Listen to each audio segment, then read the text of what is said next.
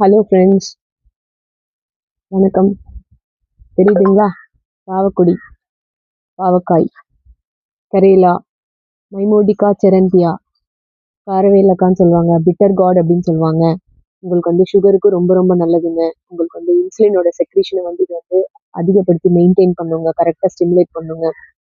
பொதுவாக சக்கரை பேஷண்ட்டுக்கு வந்து சத்து குறைபாடு ஜாஸ்தியாக இருக்கும். ஸோ அதுக்காக வந்து நீங்கள் வந்து டெய்லி வந்து நீங்கள் வந்து இந்த இந்த பிட்டர் கார்டுன்னு சொல்லக்கூடிய இந்த பாவக்காவை எடுத்துக்கிட்டிங்கன்னா, உங்களுக்கு rich in A1, B1, B2, C, iron இது எல்லாமே வந்து அதிகமா இருக்கிறதுனால, உங்களுக்கு ஹைப்பர் டென்ஷன் வந்து ஐ காம்ப்ளிகேஷன்ஸ்லேருந்து உங்களுக்கு வந்து நியூரைட்டிஸ் நியூரைட்டிஸ்லேருந்து உங்களுக்கு இம்யூன் பூஸ்டர் வரைக்கும் இது உங்களுக்கு ஹெல்ப் பண்ணுதுங்க. சுகர் பேஷண்ட்டுக்கும் ரொம்ப ரொம்ப நல்லதுங்க. ஃப்ரெஷ் ஜூஸ் எடுத்துக்கோங்க.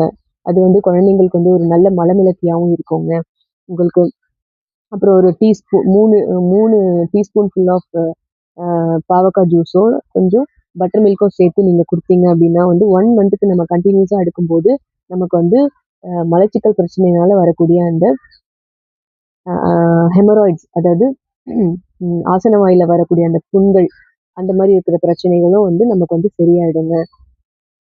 பைல்ஸ் பிரச்சனைகளுக்கு இது ஒரு நல்ல தீர்வா இருக்குங்க. அதுக்கப்புறம் வந்து உங்களுக்கு வந்து நெறைய வந்து யாராவது ஆல்கஹாலிக் இன்டாக்சிகேஷன் இருக்கிறாங்களா?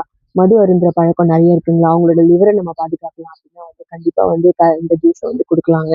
லிவர் டேமேஜ்லேருந்து இது தடுத்து நிறுத்தும். அதுக்கப்புறம் வந்து 2 டீஸ்பூன் ஆஃப் இந்த ஜூஸோட கொஞ்சம் அ வெள்ள வெங்காயத்தோட ஜூஸையும் ஆட் பண்ணி கொஞ்சம் லெமன் அதாவது எலுமிச்சம் பழத்த பிழிஞ்சு விட்டு நீங்க குடுக்குறீங்க அப்படின்னும்போது, அ ம் வயிற்றுப்போக்கு வந்து சரியாகுங்க. அதுக்கப்புறம் வந்து அம் குழந்தைங்களுக்கும் ரொம்ப நல்லது. அப்புறம் இந்த வெயில் காலங்கள்ல சொல்லப்படுற அந்த எதுக்காக வயிற்றுப்போக்கு போகுதுன்னே தெரியாத ஒரு சில காரணங்கள் இருக்கும் இல்லைங்களா?